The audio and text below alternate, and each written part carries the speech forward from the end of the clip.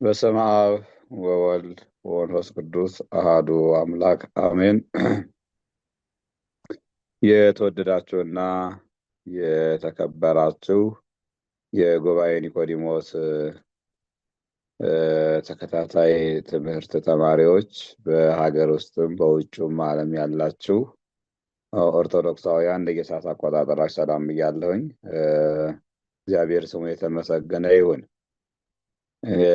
እንግዲህ ዛሬ የምንማራቸው 4 ነጥብ ያለው ትምህርት ወደ 6 ነጥብ ያለው ትምህርት ነው። የመጀመሪያው መላእክት በስርዓተ ቅዳሴ ጊዜ የሚለውን ነው የምናየው። ሁለተኛ ስርዓተ አምልኮ በመላእክት በዓለመ መላእክት። ሶስተኛ ክብረ መላእክት በኦርቶዶክስ ቤተክርስቲያን ብለው እናያለን። አራተኛው የመላእክት ቅዱሳት ስዕላትና በዓላትን በተመለከተ ነው የምንነጋገረው።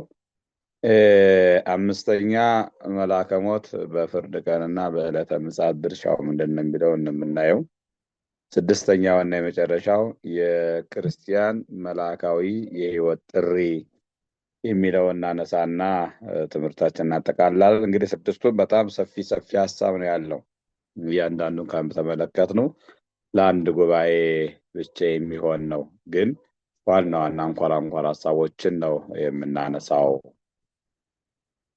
ጥልቅ ወደሆነ ሀሳብ ለመግባት ሰዓት ስለሚገድበን የመጀመሪያው መላእክት በስርዓተ ቅዳሴ የሚለው ነው የምናየው። መላእክት እንግዲህ በሰማይ ያለማቋረጥ እግዚአብሔርን ያመሰግናሉ። በቅዳሴም ጊዜ ቤተክርስቲያን ከእነርሱ ጋር በአንድነት ትቆማለች። ዮሐንስ ዘደማስቆ ምዕመናን በቅዳሴ ጊዜ ከመላእክት ጋር አንድ ሆነው እግዚአብሔርን ያመሰግናሉ ብሎ ይተረጉማል። ምዕመናን ከመላእክት ጋር አንድ ሆነው ቢያመሰግኑበት የምስጋና ክፍለ ጊዜ መቼ ነው ከተባለ ቅዳሴ ነው። ስለዚህ ዮሐንስ ደማስቆ እንደነገረን ምዕመናን ከቅዱሳን መላእክት ጋር በመሆን ቅዳሴውን አብረው ያመሰግናሉ። ቅዱሳን መላእክት በቅዳሴው ሰዓት ላይ መሰዊያውን ይከቡታል። ቅዱስ ዮሐንስ አፈወርቅ እንዲህ ይላል፣ ቅዳሴ ሲፈጸም ወይም ቅዳሴ ሲከናወን መሰዊያውን መንበሩን ማለት ነው መንበሩን የመላእክት ሰራዊት ይከበዋል ነው የሚለው። እንግዲህ ለቅዱስ ዮሐንስ በተገለጠለት መጠን የጻፈው ነው። ቅዳሴ ሲፈጸም መሰዊያውን የመላእክት ሰራዊት ይከበዋል። ዙሪያውን በመላእክት ነው የሚከበበው። በቅዳሴ ሰዓት ላይ አንዳንዱ ሲናገሩ መላእክት በመሬት ላይ ይነጠፋሉ። ስለዚህ በቅዳሴ ላይ ስትንቀሳቀሱ መላእክትን ትረግጣላችሁ ነው የሚሉት። ይሄ አባባል የሚረገጥ ሞኝ መልአክ የለም። በእኛ ጫማ የሚረገጥ የሚጠቀጠቅ መልአክ የለም። ነገር ግን በቅዳሴው ሰዓት ላይ በመሰዊያው ዙሪያ ቅዱስ ዮሐንስ እንደሚነግረን እንደሚሰፍሩ ነው የሚነግረን። በዛ ሰዓት ላይ በቅዳሴ ሰዓት ላይ መውጣት መግባት የማይመለከተው የማንጠቀመው ከቅዱሳን መላእክት አይደለም። እኛ የሰው ልጆች ቅዱሳን መላእክት ስንኳን የማናያቸው ረቂቃኑ መላእክት በቅዳሴው ሰዓት ላይ ከኛ ጋር አብረው እግዚአብሔር ስለሚያመሰግኑበት ነው።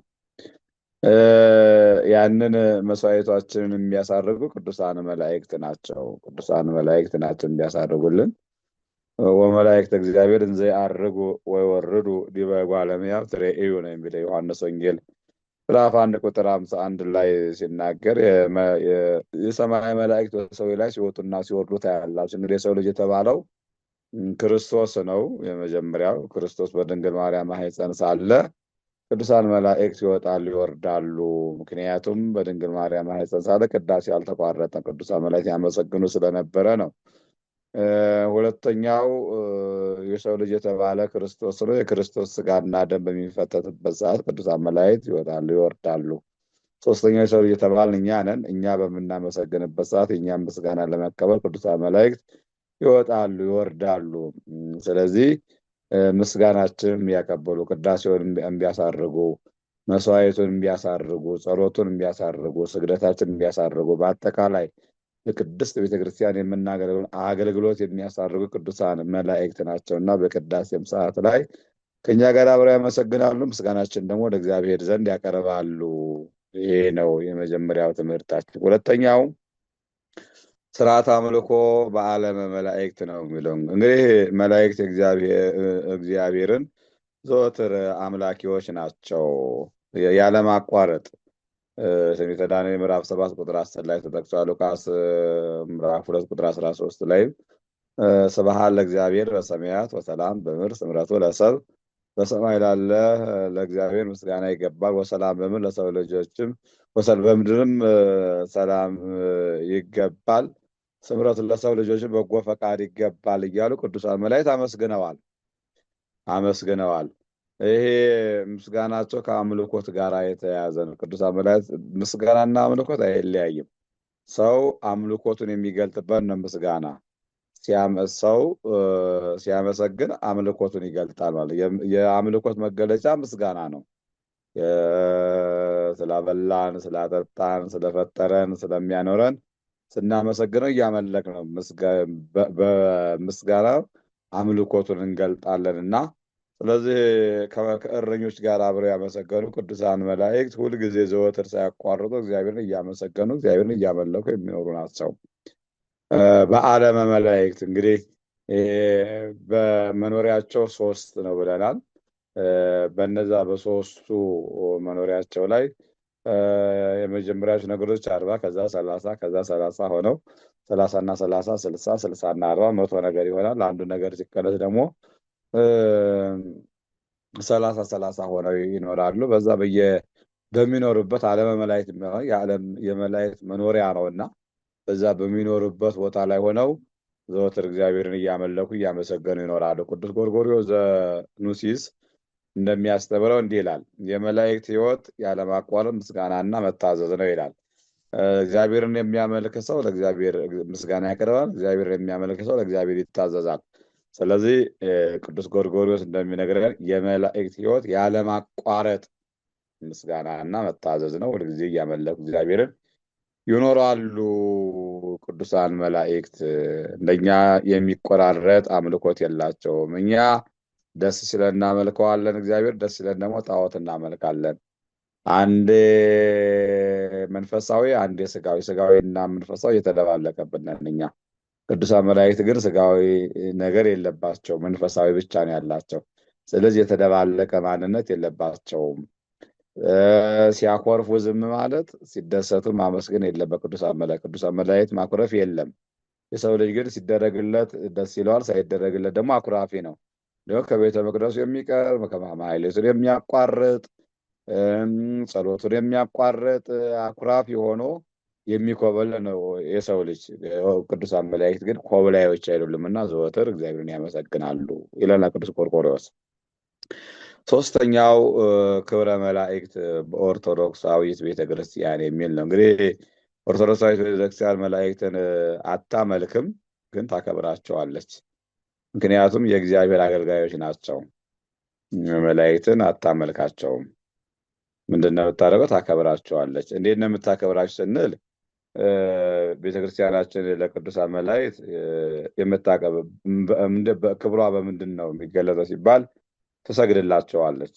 ይሄ መስገድ ማክበር ነው። ይሄ ስግደት ደግሞ የጸጋ ስግደት ነው። የጸጋ ስግደት ስንል እግዚአብሔር የሰጣቸውን ክብርና ሞገስ አምኖ መንበርከክ ነው። ይህም ራስን ለእግዚአብሔር ከማስገባት የሚመነጭ ነው። ይህም የክብር ሀብት፣ መልካም ስጦታ፣ እድል ፈንታ፣ ትምህርት፣ ብዕል፣ ሞገስ፣ የቸርነት ስራ አለዋጋ የሚሰጥና የሚሰጥና የሚደረግ ነው። የምናከብርላቸው ምስጋና ማነው አምልኮታችን። እንግዲህ ሰዶምና ገሞራ በእሳት ለማቃጠል የተላኩት መላእክት ወደ ሎጥ ቤት በገቡ ጊዜ ሎጥ በግንባሩ ተደፍቶ ለመላእክቱ ሰግዷል። ኦሪት ዘፍጥረት ምዕራፍ 19 ቁጥር 1። ይሄ አክብሮቱን ያሳየው።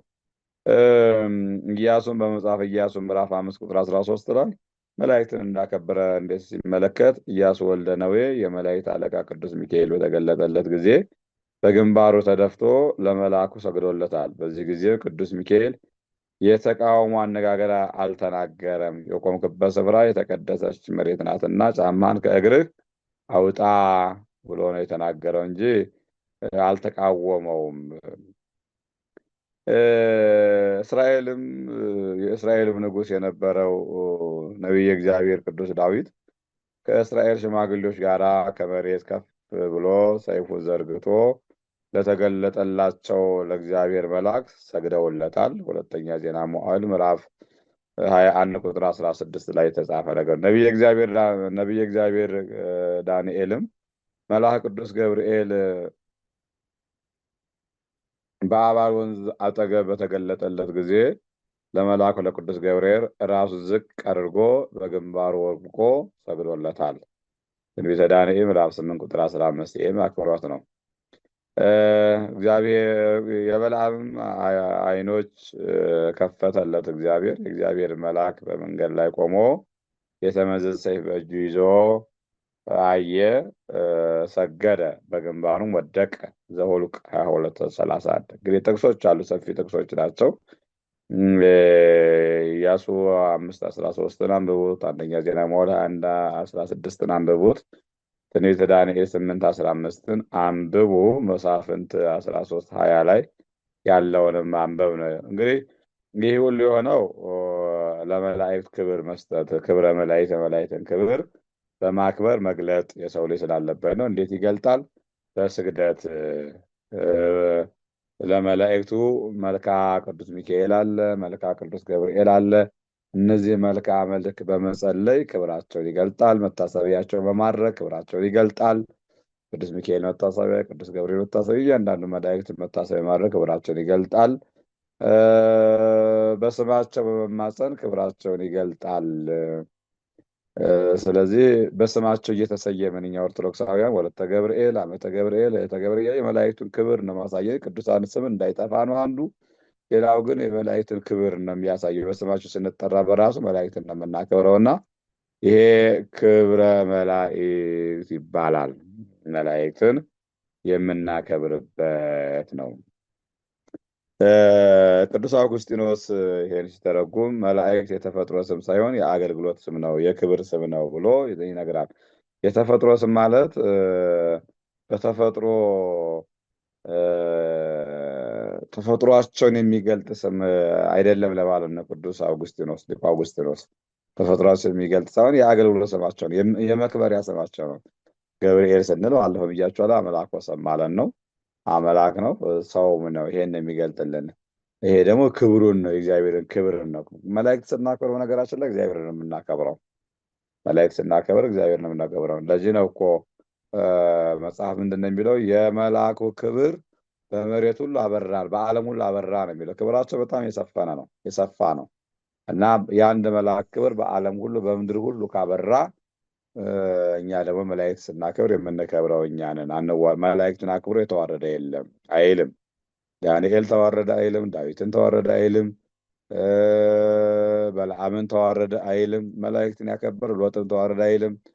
መላእክትን ያከበረ አይዋረድም፣ ይከብራል። ለምን?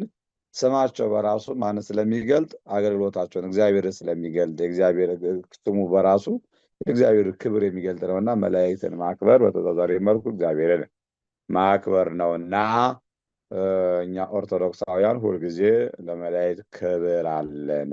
ይሄ ክብረ መላእክት ተብሎ ይጠራል።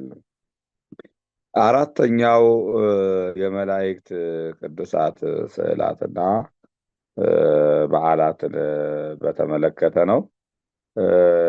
በዓላቱን ባጭሩ ስናነሳ ያው ቤተክርስቲያናችን በዓላታቸው እንዲከበሩ ስርዓት ደንግጋለች። በነገስታችን ላይ በሰፊው ተቀምጧል። የቅዱሳን መላእክት መከበር እንዳለ የቅዱሳን መላእክት በዓል መከበር እንዳለበት ተቀምጦልናል። እንደዚሁም ደግሞ ለየት ባለ መልኩ ዋናው ሁልጊዜ የሚከበር ለምሳሌ ቅዱስ ሚካኤል በዓል ይከበራል በእኛ ቤተክርስቲያናችን። በቅዱስ ሚካኤል ዕለት ገበሬው እርሻ አያርስም። ሌሎችም እንደዚህ ላብ የሚያወጣ ስራ አይሰሩም። በክብር በማክበር በዓሉን ያሳልፋሉ። ያው በዓሉን ስናከብር የቅዱስ ሚካኤልን በዓል ስናከብር የእሱን ክብር ለማግኘት ነው እና አሁን በዓላት ላይ ስንል ብዙዎች ከመልአኩ ጋር ያላቸውን ፍቅር ለመግለጥ ነው። እንግዲህ በዚህ ባሉት በዓላት ውስጥ ሁሉን በዓላት በይበልጥ በገጠሪቱ አካባቢ ላይ አያከብሩትም። የቅዱሳን መላእክትን በዓላት አንደኛ አለማወቅ ነው። ሁለተኛ ግን በዓሉን ብዙ ጊዜ የሚያከብሩትም ከመልአኩ ጋር ካላቸው ፍቅር የተነሳ ነው።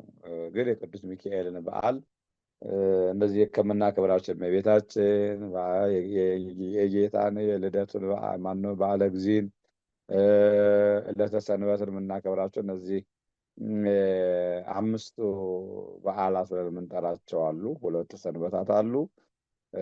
ከዛ የእመቤታችን በ21 አለ። ከዛ በዓለ እግዚእ በ29 አለ። ከዛ የቅዱስ ሚካኤል በዓል እነዚህ ውስጥ ያስቀመጡ ለምንድን ነው? ቅዱስ ሚካኤል በብሉይ ኪዳንም እስራኤላውያንን የረዳ በሐዲስ ኪዳንም ደግሞ እነ አፎሞያን እነ ባህራን የረዳ ዛሬም እየረዳ ያለ ነውና የመላእክት ሁሉ አለቃ ሆኖ የተሾመ ስለሆነ የመላእክት ሁሉ አለቃቸው ስለሆነ ከእነዚህ ከ5ቱ በዓላቱ አንዱ የቅዱስ ሚካኤል በዓል ሆኖ ይከበራል። ሌሎቹም ግን በይበልጥ ዓመታዊ በዓላቸው በእያንዳንዱ መላእክት ስም ታቦት ተቀርጾላቸው ጽላት ተቀርጾላቸው ታቦት ተዘጋጅቶ ታቦት ማለት ማረዳ ለጽላቱ ደግሞ ውስጥ ያለ ስለ እግዚአብሔር የሚጻፍበት ነውና ጽላት ተቀርጾላቸው በዓላታቸው ይከበርላቸዋል። ይሄን ከክብረ መላእክት ጋር የተያያዘ ማለት ነው። ቅዱሳት ስዕላቸውን በተመለከተ እናንሳ። የቅዱሳን መላእክት ስዕላታቸው ስዕል ማለት ሰአለ ለመነ፣ ስዕል ማለት መለመኛ መማፀኛ ማለት ነው። ስዕል መለመኛ መማፀኛ ማለት ነው። ምስል ስንል በሁለት ነው የምንመለከተው። መሰለ ጣዖት ሰራ ይላል፣ መሰለም ይላል።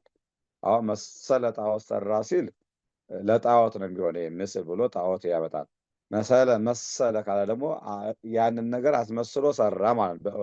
ይሄ መረዳት አለብን። አንዳንድ ጊዜ አሁን የሚነቅፉ ሰዎች አሉ። ምስል ለጣዖት ነው ብለው የሚነቅፉ አሉ። ግን ትርጉም አለ፣ ሁለት ነው። ለምሳሌ እገሌ እገሌን ይመስላል ማለት ጣዖት ነው ማለት አይደለም። ጣዖት ነው ማለት አይደለም። እገሌ እገሌን ይመስለዋል ነው እንጂ ጣዖት ነው ማለት አይደለም። ግን ይሄ ግዕዙ ግን በሁለት ነው የሚተረጎመው። ጣዖት ሰራ ለጣዖት ቅርጽ ያወጣ ነው። ሌላው ግን ደግሞ መሰለ ደግሞ ያንን አስመስሎ መቅረጽ ወይም ደግሞ አስመስሎ መሳል፣ በዚህ ነው የምንመለከተው። እንግዲህ የኢትዮጵያ ኦርቶዶክስ ተዋሕዶ ቤተክርስቲያን ስዕላትን በተመለከተ በብሉይም ሆነ በአዲስ ኪዳን የሚሰራበት ነው። ስዕል በእግዚአብሔር ፊት የተሰጠ ሕግ ነው። ይሁም ለሙሴ በታቦተ ሕጉ በጽላተ ኪዳኑ ላይ ስዕለ ኪሩቤል እንዲስል ታዞ ነበረ። በብሉይ ኪዳን የመጀመሪያው ሰዓሊ ሙሴ ነው። ሶሎሞንም የመጀመሪያው ቤተ መቅደስ በሰራ ጊዜ ስዕለ ኪሩቤልን ስሏል። የመጀመሪያው ሰዓሊ ግን ሙሴ እንደሆነ ነው መጻሕፍት የሚነግሩን። ኦሪት ዘጸአት ምዕራፍ 25 ቁጥር 19 እስከ 20 ባለው ላይ ከስርየት መክደኛውም ጋር አንዱን ኪሩብ በአንድ ወገን ሁለተኛውን ኪሩብ በሌላው ወገን አድርገ በአንድ ላይ ትሰራዋለህ።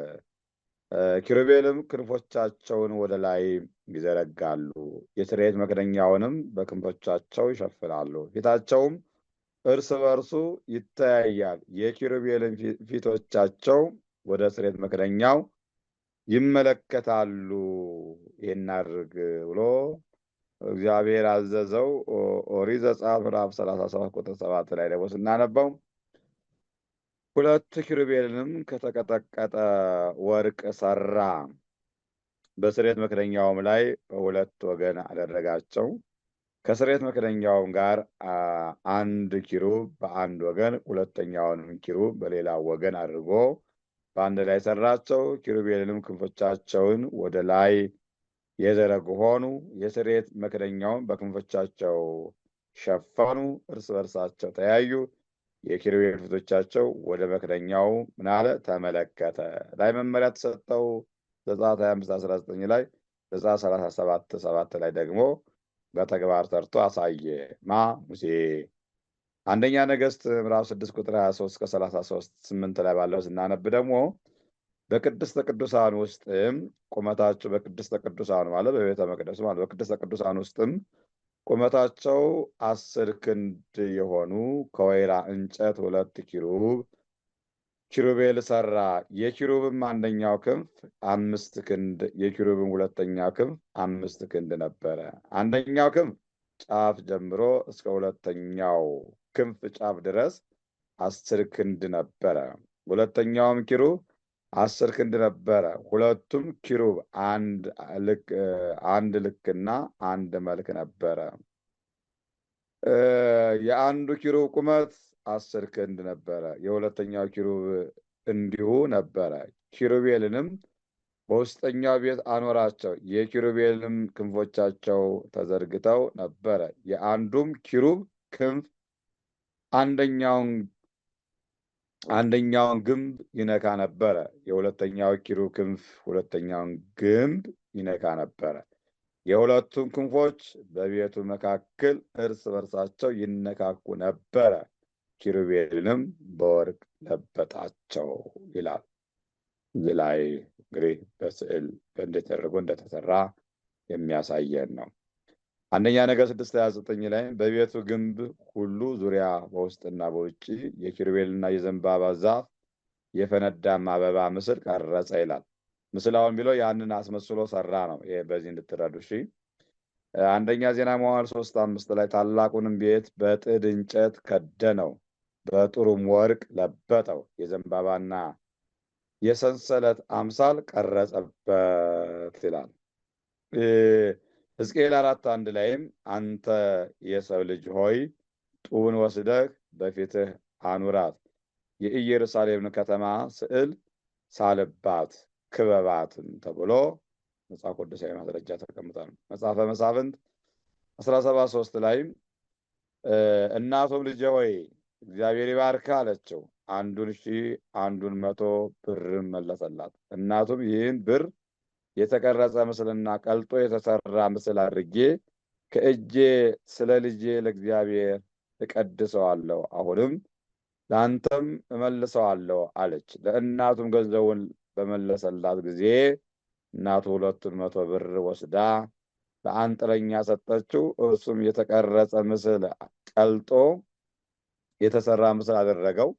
ያም በሚካ ቤት ነበረ። ሰውየው ሚካ የአምላክ ቤት ነበረው። ኤፉድና ተራፊም አደረገ። ከልጆቹም አንዱን ቀደሰው፣ ካህንም ሆነለት ብሎ ያው የተቀረጸ እንደሚሰራ በብሉይ ኪዳንም ያሳየናል። አሁን ያነበብኩላችሁ ቅዱሳት መጻሕፍት በአጠቃላይ ስለ ስዕል ብዙ ጊዜ ሰዎች መጽሐፍ ቅዱሳዊ አይደለም ስለሚሉ በዚህ ልክ እንድንረዳው እንድንገነዘበው ነው። እንግዲህ ወደ ሐዲስ ኪዳን ስንመጣ በተለያየ መልኩ እየተቀረጸ ፊት በእንጨት ላይ አሁንም ይቀረጻል። መንበር ስንመለከተው አሁን መንበሩ ላይ ዙሪያውን አሉ ኪሩቤል አሉ፣ 24ቱ ካህናት አሉ። መንበር እንግዲህ ምናልባት ካህን የሆነ ሰው ዲያቆን የሆነ ሰው ቤተ መቅደስ ስለሚገባ ያየዋል። ካህን ያልሆነ ሰው ደግሞ ውጭ ላይ ያው ስለሚሰራ በቀባሜሮ ከብሮ ለቤተ መቅደስ ከሚገባ ድረስ ውጭ ላይ ሆኖ ይታያል። አሁንም ያ ቅርጽ እየተቀረጸበት አለ። የመላእክት ቅርጽ ይቀረጻል። በቤተ ክርስቲያን ስንገባ እንዲሁ ከምንም በላይ በውጭ ዓለም ኦርቶዶክስ ተዋሕዶ ቤተክርስቲያን በውጭ ዓለም ላይ ያሉ እንደዚህ የመላእክትን ቅርጽ የቀረጹ በየቦታው ላይ በየቤተ ክርስቲያናቸው ያስቀምጣሉ። በእኛም ኦርቶዶክስ ተዋሕዶ ቤተክርስቲያን ለምሳሌ ደብረ ገይል አማኑኤል ባለበት ሰዓት ላይ እዛ ካስተዋላችሁ 4 ወንጌላውያን አሉ። አውደ ምሕረቱ ፊት ለፊት ላይ በድንጋይ ተቀርጾ ማቴዎስ፣ ማርቆስ፣ ሉቃስ፣ ዮሐንስ አሉ። የቤተክርስቲያኒቷ ባንዲራ አሁን ያለንበት ዘመነ ማርቆስ አይደለም። በዘመነ ማርቆስ ላይ ባንዲራ ምልክት አለው። ዘመን ማውጫ ላይም መጎናጸፊያ አልብሰው በዓሉን ያውጁበታል። ያንን 4 ኪሎ መንበረ ጸባዖት ቅድስት ሥላሴ ስንሄድ ዙሪያውን በመላእክት ቅርጽ የተከበበ ስዕል ነው የምንመለከተው። ቤተክርስቲያኑ ዙሪያው ላይ ውጩ ላይ የተቀረጸውንም ውስጥ ላይ ያለውን አይደለም ብላቸው እየተቀረጸ እና የሚሰራ እየነገርኳቸው ያለሁት። ውጭ ላይም እንደዚሁ አለ። ፊት ለፊት ላይ ስንመለከት የተቀረጸ አለ። እንግዲህ ከቀድሞ የመጣው ሲወርድ ሲዋረድ የመጣው በዚህ ልክ ነው። ኋላ ላይ በአቡጀዴ እንግዲህ መቅረጽ መጥቷል። አሁን በየቤታችን የምንመለከተው በአቡጀዴ ያለ፣ እንደዚህ ደግሞ የፕላስቲክ እንደዚህ ላስቲክ ነገር ያለ ጠንካራ ነገር አለ። በዛ ላይ ስዕላት እየተሰሩ ቀለል ባለ መልኩ በየቤታችን ከዚህ ከቅርጹ ያው ሰዎች ቴክኖሎጂ በመጣ ቁጥር እያስፋፋ ነው። በመስተዋት እያደረግን በየቤታችን ሆነን እግዚአብሔር እንማጸንበታለን፣ ከእግዚአብሔር ጋር እንነጋገርበታለን። ቅዱሳት ስዕላትን በተመለከተ ይሄ ነው የቅዱሳን መላእክትን የጌታችን ኢየሱስ ክርስቶስ። ሌላው ደግሞ ራሱን የቻለ ሂደት አለው። እሱ ያው ስለምታውቁት እዛ ውስጥ አልገባም። አሁን ነገረ መላእክት ስላለን እየሰማችሁኝ ይሆን? ግን ነው ብቻዬን ይሆን ባወራው? ይሄ ዝምታው እኮ አላችሁ።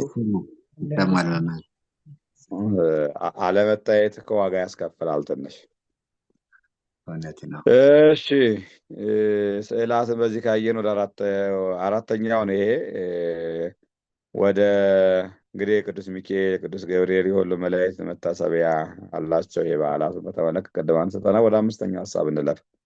መልአከ ሞት በፍርድ ቀንና በዕለተ ምጽአት ምንድን ነው ድርሻው? እንግዲህ መልአከ ሞት ሲባል በሞት ላይ የተመደበ መልአክ አለ። አንዲትን ነፍስ ከስጋዋ እንድትለይ ከእግዚአብሔር ተልኮ ያችን የተለየችዋን ነፍስ ይዞ የሚወጣ መልአከ ሞት ተብሎ ይጠራል። እንደው መልአከ ሞት ሲባል አንዳንዶቹ እንደ ክፉ የሚያዩት አሉ እና የስራው ድርሻው ነው ሲመደብ የተመደበበት ምድቡ መልአከ ሞት በሞት ዙሪያ ላይ ነው ስራ የሚሰራው እና ነፍስን ከስጋ የሚለየው እግዚአብሔር ነው። ይህን የሚያከናውነው ግን መልአክ ነው። አሁን ዝናብን የሚያዘንበው እግዚአብሔር ነው አይደለም? ግን ዝናቡን አፈጻጸሙ በመላእክት ነው። በአንድ መስሪያ ቤታችን ውስጥ አስተዳዳሪ አለ። አስተዳዳሪው መመሪያ ይሰጣል። መመሪያው ወደ መሬት ይወርዳል። ወደ መሬት ወርዶ አፈጻጸም ላይ የሚፈጽመው ማን ነው? ከስር ያለው ሰራተኛ ነው። ዝናብን ለምሳሌ ከውቅያኖስ ነው ተርጉመው እንደሚያስቀምጡት። ብዙዎች አሁን ዝናብ ከሰማይ ቢዘንብ ነው የሚመስለን። ካስተዋላችሁ እንግዲህ ከኔ በተሻለ መልኩ በዚህ በሶሻሉ በሳይንሱ በናቹራል ሳይንሱም ጥልቅ እውቀት ያላችሁ ኦርቶዶክሳውያን አላቸው እና ዝናብ እየዘነበ ከዝናብ በላይ አየር ይበራል አይደለም? ፕሌኑ ይበራል። እንግዲህ ከዝናቡ በላይ ከስር ዝናብ ነው፣ እሱ ግን ከዝናቡ በላይ ከፀሐይ በላይ ነው መውጣት እንዳይችለው እንጂ እስከ ፀሐይ ባለው እንትን ይላል፣ ያው ይጓዛል። እና ይሄ ማለት ምንድነው? ዝናቡ ያለው ከስር ነው። እንዴት ነው የሚሆነው ከተባለ ሳይንሱ የሚለን አይደለም። በፀሐይ ሙቀት ሲመታ በዛ በትነቱ አማካኝነት ከባህር ወደ ላይ ይወጣና ከዛም በኋላ ያ ደግሞ ደመና ሰርቶ ውሃ ቋጥሮ እንደሚዘንብ ሳይንሱ በዛ ዙሪያ ያስቀምጣል። የኛ ትርጓሜ ደግሞ ይሄን የሚያዘጋጁ መላእክት ናቸው ነው የሚለው። መላእክት ከውቅያኖስ እየቀዱ በደመና አይበት ይላሉ። በደመና አይበት ማለት ድንኳን ነው እና በደመና ድንኳን ተቋጥሮ በነፋስ ወደል ጋዝ ይላሉ። በነፋስ ወደል ጋዝ ተጭኖ ወደ ላይ ይሄዳል፣ ወደ ላይ ይወጣል። ይሄ ደግሞ ደመናው ደግሞ እንዴት ይዘጋጃል? ርጡብና እርጥብ ጭስና ደረቅ ጭስ ሁለቱ ሲገናኙ፣ ይሄ በሙቀት የሚገናኝ ነው። ሁለቱ ሲገናኙ ደመናን ይፈጥራል።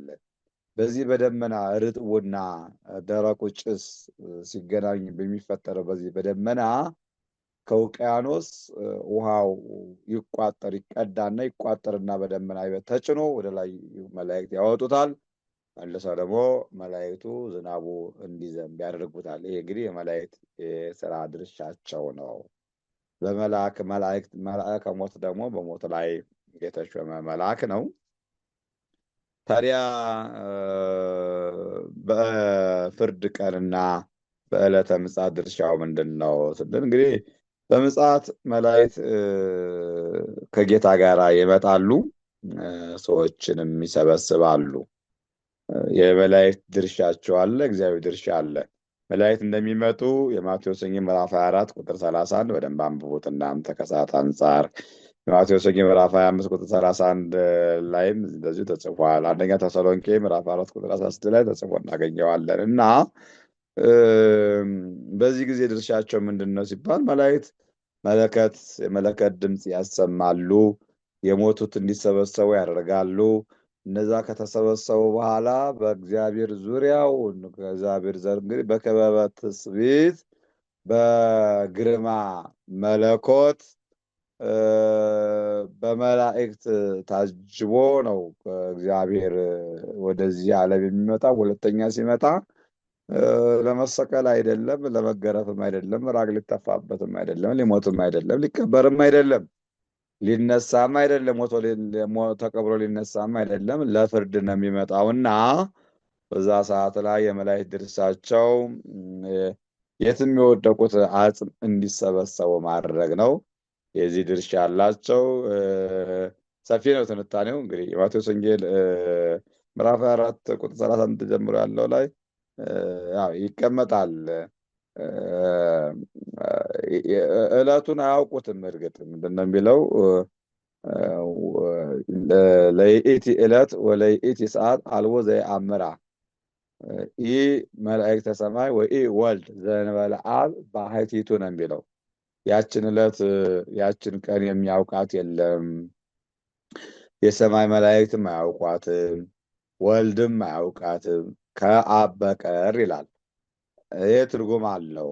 መላእክት አያውቋትም፣ አዎ ፍጡራን ናቸው፣ አያውቋትም። ወልድ የተባለ ምንድን ነው? ወልድም አያውቃትም ከአብ በቀር የሚለው ግን ወልድ ማለት ልጅ ተብሎ ይተረጎማል። ልጅ የተባለ ማነው? የመጀመሪያው አዳም ነው። አዳም አያውቃትም ሲል ነው። አዳምም ፍጡር ስለሆነ ወልድ ተብሎ ልጅ የተባለ አዳም ኦሪት ዘልደት ይላል። ኦሪት ዘፍጥረት ነው። ኦሪት ዘልደት ብለን እናነባዋለን። ስለዚህ አዳምም አያውቃትም፣ የአዳም ልጆችም አያውቋትም ሲል ነው። ሁለተኛው አንድ የመጀመሪያው ትርጉም ወልድ የሚለው።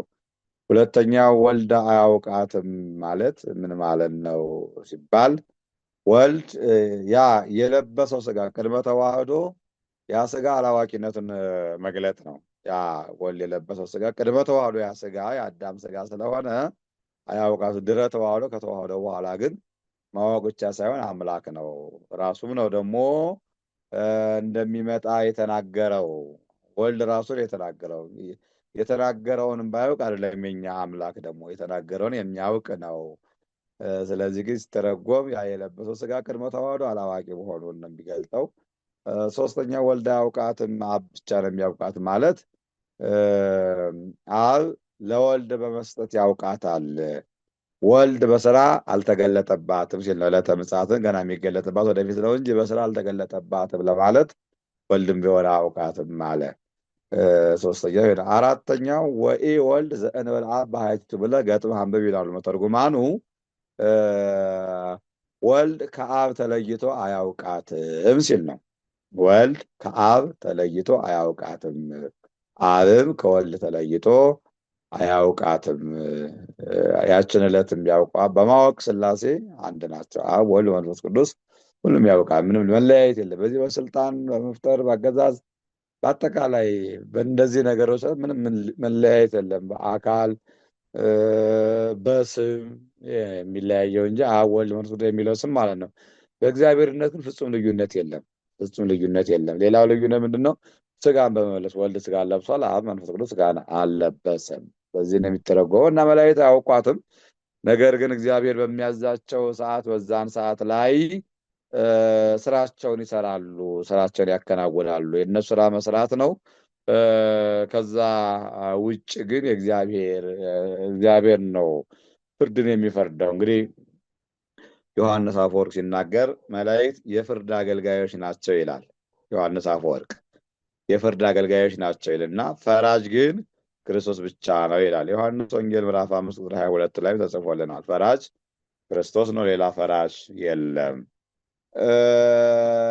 የመላእክት ታዲያ ድርሻ ምንድን ነው ከተባለ ቅድም እንዳልኳቸው መለከትን ድምፅ ማሰማት፣ አጽሙ እንዲሰበሰብ ማለት የመላእክት ድርሻ ነው። ሌላው የመላእክት ድርሻ ምንድን ነው? በዕለተ ምጽአት በፍርድ ቀን ስንል ይሄ የማማለዱ ስራ፣ የማብሰሩ ስራ፣ ይሄ ሁሉ በዛን ዕለት ይፈርዳል። አይደለም መላእክት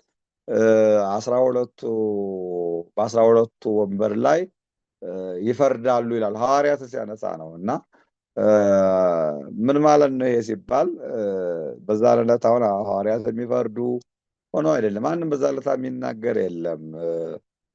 ንግግሩ በእግዚአብሔር የሚጠናቀቀው። ነገር ግን የሐዋርያቱ ምንድን ነው ሲባል ያስተማሩ ትምህርት በዕለቱ ይፈርዳል ነው። ያስተማሩ ትምህርት በዕለቱ ይፈርዳል። ባጭሩ ዛሬ የምንማረው ቃል እግዚአብሔር ይፈርድብናል።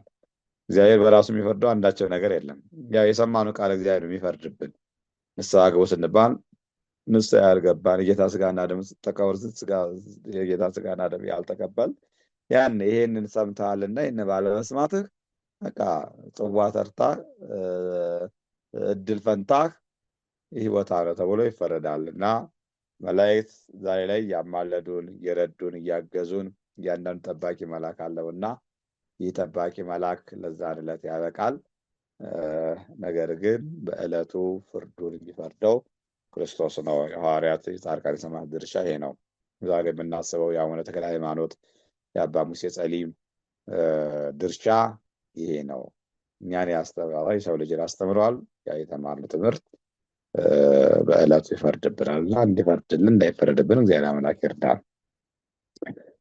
ስድስተኛውና የመጨረሻው የክርስቲያን መልአካዊ የሕይወት ጥሪ ነው የሚለው ክርስቲያን በቅድስና 1፣ በንጽህና 2፣ በፍቅር 3፣ በመታዘዝ 4፣ በምስጋና 5 የመላእክትን ሕይወት እንዲመስል ተጠርቷል ነው። አረሳችሁት ማለት ነው። ቅድስና፣ ንጽህና፣ ፍቅር፣ መታዘዝ፣ ምስጋና። እንግዲህ የተቀደሰ ሰው ከጌታ ስጋና ደም አይርቅም። ንጹህ ሰው ከንስሐ ሕይወት አይርቅም። በፍቅር የሚመላለስ ሰው ጥላቻን ያስወግዳል። ጸበኛ አይሆንም። የይቅርታ ልቦና ይኖረዋል። ልክ እንደ አባ ሙሴ ጸሊም ጥቁሩ መነኩሴ እየተባለ ሲሰደብ እሱ ግን የይቅርታ ልብ ነበረ። አንተ ጠቋራ መነኩሴ እያሉ ያሾፉበት ነበረ፣ ያላገጡበት ነበረ። እሱ ግን የይቅርታ ልብ ነበረ። ስንክሳሩ በደንብ ነው የሚገልጠው። የዛሬው የሰኔ 24ቱ ስንክሳር እንዲሁም አልፎ ተርፎ ሙሴ ጸሊም እየተሰደበ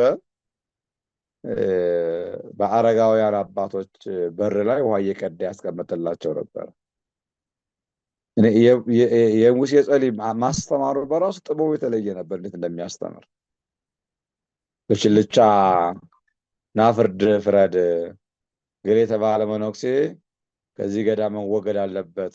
ያው ይሄ ገዳም ስርዓቱ ነው እና አንድ መነኩሴ ካጠፋ ወይ ይቀጣል ወይ ደግሞ ሊባረር ይችላል። እንደየጥፋቱ ነው የማይታረቅ ከሆነ እና ለዚህ ፍርድ እንዲፈርድ ሙሴ ጸሊም ቢጠራ ምንድን ነው ያደረገው? ሽልቻ ወይ ማዳበሪያ በሚገባቸው መልኩ እናንተ ውሰዱት።